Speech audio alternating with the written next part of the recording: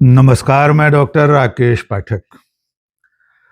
दोस्तों, लगता है अब इस देश के सबसे बड़े धन्ना सेठ गौतम अडानी और उनकी कंपनियों की तरफ देखना भी गुनाह हो गया है। अगर आप अडानी का नाम लेकर, उनकी कंपनियों का नाम लेकर कोई खबर लिखेंगे तो आपकी खबर पर आपको सजा हो सकती है। अगर आप वीडियो बनाएंगे तो आपका चैनल भी बंद कराया जा सकता है। और अगर भूले से भी किसी ने अडानी के किसी कारोबार में उन्हें चुनौती देने की कोशिश की तो नरेंद्र मोदी की सरकार और उसकी एजेंसियां उस व्यक्ति पर और उसकी कंपनियों पर टूट पड़ेंगी। ऐसी ही एक गलती देश के जाने माने उद्योगपति वेदांता समूह के मालिक अनिल अग्रवाल ने कर दी थी। उनकी इस गलती की सजा मिलना अब शुरू हो गया है। गौतम अडानी से एक कंपनी के अधिग्रहण में स्पर्धा करने वाले वेदांता समूह पर ईडी की छापामारी शुरू हो गई है।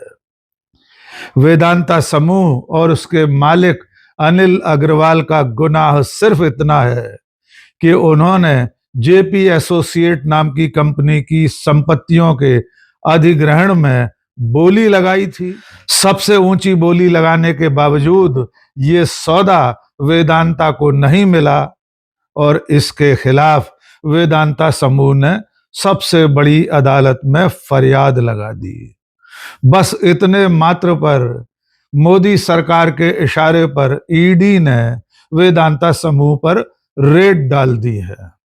उनके दिल्ली और राजस्थान में कई ठिकानों पर छापामारी हुई है। आइए आपको सिलसिलेवार पूरी क्रोनोलॉजी बताते हैं कि आखिर अनिल अग्रवाल और वेदांता समूह, जो कल तक प्रधानमंत्री नरेंद्र मोदी के मुखर समर्थक थे, मोदी की हर नीति पर यही अनिल अग्रवाल कसीदे काढ़ने से बाज नहीं आते थे, इसके बावजूद उन पर छापे क्यों डले हैं? दोस्तों, मामला ये है कि देश के एक बड़े उद्योगपति घराने जेपी एसोसिएट्स पर 55,000 से लेकर 57,000 करोड़ रुपए का कर्ज था। इस कर्ज की वसूली के लिए जेपी एसोसिएट की तमाम परिसंपत्तियों को नीलाम करने की प्रक्रिया चल रही थी।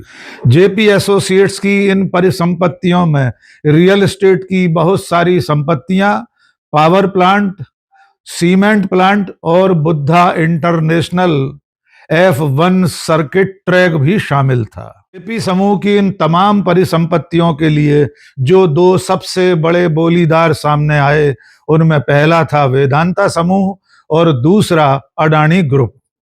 अडानी समूह ने इस बोली में 14,000 करोड़ से ज्यादा की बोली लगाई, जबकि वेदांता की तरफ से इन संपत्तियों के लिए 17,000 करोड़ से ज्यादा की बोली पेश की गई। जाहिर है, ऐसी किसी भी नीलामी में जिसकी तरफ से सबसे ज्यादा बोली लगाई जाती है, उसे हाईएस्ट बिडर मानकर सौदा उसे दिया जाता है। वेदांता की बोली को सबसे ऊंचा मानकर उन्हें हाईएस्ट बिडर भी घोषित कर दिया गया।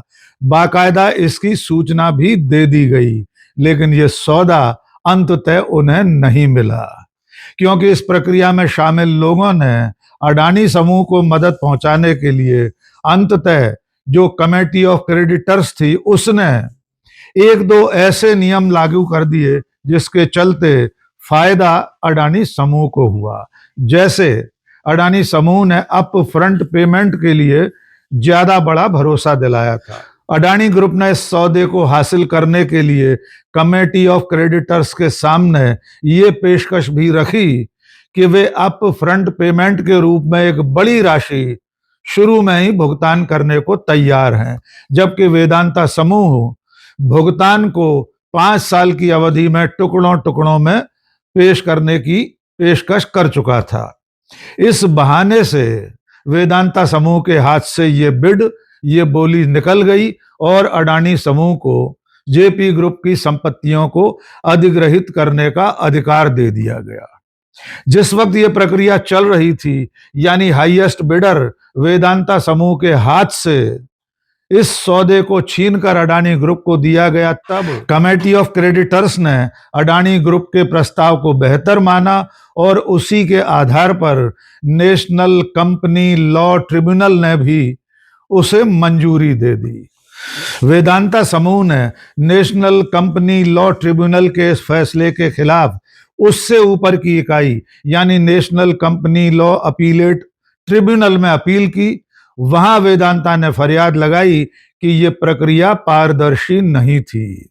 इसमें जिस तरह के बदलाव किए गए वे अडानी के हित में थे। वेदांता ने इस अपीलेट ट्रिब्यूनल के सामने इस पूरे सौदे को अडानी को दिए जाने को एक कमर्शियल साजिश भी बताया। इसके बाद वेदांता ने सुप्रीम कोर्ट में भी फरियाद लगाई, लेकिन सुप्रीम कोर्ट से उन्हें कोई राहत नहीं मिली है। फिलहाल ये मामला national company law appellate tribunal में लंबित है। वेदांता समूह को अडानी के खिलाफ सुप्रीम कोर्ट जाना बहुत भारी पड़ गया है। 2 जून की सुबह ईडी ने यानी इन्फोर्समेंट डायरेक्टरेट ने वेदांता समूह के दिल्ली और राजस्थान के तमाम ठिकानों पर छापामारी की है। आरोप यह है कि वेदांता समूह ने फेमा कानूनों का उल्लंघन किया है, यानी फॉरेन एक्सचेंज मैनेजमेंट एक्ट, विदेशी मुद्रा नियमन कानून का उल्लंघन वेदांता समूह ने किया है। इसलिए उसके खिलाफ ईडी ने कार्रवाई शुरू कर दी है। आप अंदाजा लगा सकते हैं कि वेदांता ग्रुप जैसे बहुत बड़े औद्योगिक घराने पर सिर्फ इसलिए ईडी की कार्रवाई शुरू हो गई है क्योंकि उसने प्रधानमंत्री मोदी के सबसे करीबी धन्ना सेठ अडानी के खिलाफ सबसे बड़ी अदालत का दरवाजा खटखटाया था। और मजे की बात यह है कि यही अनिल अग्रवाल वेदांता समूह के चेयरमैन नरेंद्र मोदी के मुखर भक्तों में गिने जाते रहे हैं। इसीलिए कांग्रेस की प्रवक्ता सुप्रिया श्रीनेत ने एक बयान जारी करके कहा है कि नरेंद्र मोदी की सरकार ने देश भर के सेठों को यह संदेश दे दिया है कि अगर किसी ने भी अडानी की तरफ नजर उठाई तो उसकी खैर नहीं। अगर अडानी के धंधे की तरफ आप नजर उठाएंगे तो इसकी कीमत अदा करना पड़ेगी, भले ही आप नरेंद्र मोदी के भक्त हों। आइए पहले सुप्रिया श्रीनेत का बयान सुन लीजिए, उसके बाद आपको अनिल अग्रवाल के ऐसे बयान याद दिलाएंगे जो वे नरेंद्र मोदी की तारीफ में देते रहे हैं। आइए सुप्रिया का बयान सुन लीजिए। आज अनिल अग्रवाल के वेदांता ग्रुप पर ईडी ने रेड की। ईडी का आरोप है कि वेदांता ने फेमा के नियमों का उल्लंघन किया और इसलिए उन पर रेड की जा रही है। लेकिन आपको याद ही होगा, कुछ ही दिनों पहले वेदांता ग्रुप के अनिल अग्रवाल ने अडानी को कोर्ट में घसीटा था, कोर्ट में चुनौती दी थी अडानी को, और आज उन पर ईडी की रेड हो गई। अनिल अग्रवाल ने जेपी एसोसिएट्स के एक्विजिशन मामले में अडानी को चैलेंज किया था, सार्वजनिक बयान भी दिया था।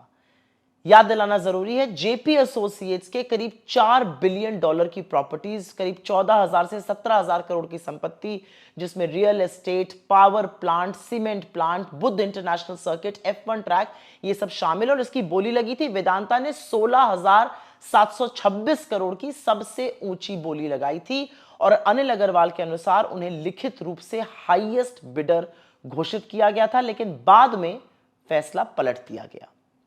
अडानी ग्रुप ने 14,553 करोड़ की बोली लगाई थी, जो वेदांता से कम थी, लेकिन इनके ऑफर में अपफ्रंट पेमेंट शामिल था।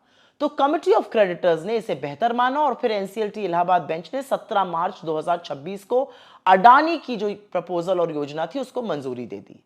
अब वेदांता का आरोप है कि पूरी प्रक्रिया में ट्रांसपेरेंसी नहीं थी और ये अडानी के फेवर में बनी थी। उनका यह भी मानना है कि कमेटी ऑफ क्रेडिटर्स ने जो इवैल्यूएशन मैट्रिक्स लगाए थे वो भी अडानी के फेवर में बनाए गए थे। वेदांता ने इसे कमर्शियल कंस्पिरेसी बताया और एनसीएलटी में चुनौती दी। वो सुप्रीम कोर्ट भी पहुंचे, जहां सुप्रीम कोर्ट ने अडानी डील पर रोक लगाने से इनकार कर दिया और अभी ये सारा कानूनी मामला एनसीएलटी में लंबित है, वहां पर चल रहा है। अनिल अग्रवाल ने पोस्ट भी किया था सार्वजनिक रूप से और कहा था कि संपत्ति से अटैचमेंट नहीं है, लेकिन फेयरनेस मायने रखती है। खैर, इसमें तो भाई धन्ना सेठों के लिए भी सबक है। मोदी जी की कितनी भी तारीफ कर लीजिए, उनकी कितनी भी भक्ति कर लीजिए, लेकिन अगर उनके मालिक अडानी की तरफ आंख उठाई तो कीमत जरूर चुकानी पड़ेगी, सबक जरूर सिखाया जाएगा। अडानी से पंगा नहीं लेने का ये मैसेज नरेंद्र मोदी जी दे रहे हैं। आइए अब आपको याद दिला देते हैं कि अनिल अग्रवाल वेदांता समूह के चेयरमैन नरेंद्र मोदी के कैसे भक्त रहे हैं। सबसे ताजा बयान है मई महीने का, जब प्रधानमंत्री नरेंद्र मोदी ने विदेशी मुद्रा बचाने के लिए सोना न खरीदने की अपील की थी, पेट्रोल डीजल कम उपयोग में लाने का संकल्प करवाया था, तब भी अनिल अग्रवाल ने सोशल मीडिया पर प्रधानमंत्री की इस पहल की जमकर तारीफ की थी। लेकिन ये पहला मौका नहीं है। इसके पहले सन 2014 से, जब से नरेंद्र मोदी प्रधानमंत्री बने हैं, अनिल अग्रवाल हर मौके पर, हर मुद्दे पर नरेंद्र मोदी के कसीदे काढ़ते रहे हैं। चंद बयान आपको याद दिला देते हैं। जब नरेंद्र मोदी की सरकार बने 2017 में 3 साल हुए थे, तब भी अनिल अग्रवाल ने एक ट्वीट किया था और उसमें नरेंद्र मोदी के विजन, उनके कामकाज की तारीफ की थी। उसके बाद 2018 में मोदी दावोस सम्मेलन में गए थे और उसमें अनिल अग्रवाल भी मौजूद थे। तब नरेंद्र मोदी ने तमाम कंपनियों के सीईओज के नाम लेकर उन्हें संबोधित किया था। इतने मात्र पर अनिल अग्रवाल इतने प्रफुल्लित हो गए थे कि तब उन्होंने ट्वीट करके कहा था कि नरेंद्र मोदी महान है, उन्हें सारे सीईओज के नाम याद रहते हैं, कंपनियों के मुख्य कार्यकारी अधिकारियों के नाम लेकर बुलाते हैं नरेंद्र मोदी। इसके अलावा किसानों के मुद्दे पर भी अनिल अग्रवाल ने एक दफा लिखा था सन 2021 में कि नरेंद्र मोदी किसानों के लिए इतने चिंतित रहते हैं कि उन्हें रात रात भर नींद नहीं आती। युवाओं के मुद्दे पर भी नरेंद्र मोदी की नीतियों की तारीफ अनिल अग्रवाल करते रहे हैं। आपको ये भी बता दें कि वेदांता समूह के मालिक अनिल अग्रवाल का लंदन के मेफेयर में एक बड़ा आलीशान महलनुमा घर भी है। 200 करोड़ रुपए के इस घर की कई तरह की खासियतें हैं। उनमें एक खासियत यह है कि उस घर का, उस आलीशान महल का जो बैंक्वेट हॉल है, वो एक बटन दबाने पर स्विमिंग पूल में बदल जाता है। वही अनिल अग्रवाल जो कल तक, अभी चंद दिनों पहले तक प्रधानमंत्री नरेंद्र मोदी और भारतीय जनता पार्टी के ऐसे समर्थक थे कि वे न केवल नरेंद्र मोदी की तारीफ में, गुणगान में कसीदे काढ़ा करते थे, बल्कि बीजेपी को जमकर चंदा भी दिया करते थे। आपको बता दें कि एक दफा बीजेपी को दिए गए चंदे को, वेदांता समूह ने जो चंदा दिया था, उसे हाई कोर्ट ने अवैध घोषित कर दिया था। हाई कोर्ट ने कहा था कि यह विदेशी कंपनी से लिया गया विधि विरुद्ध चंदा है।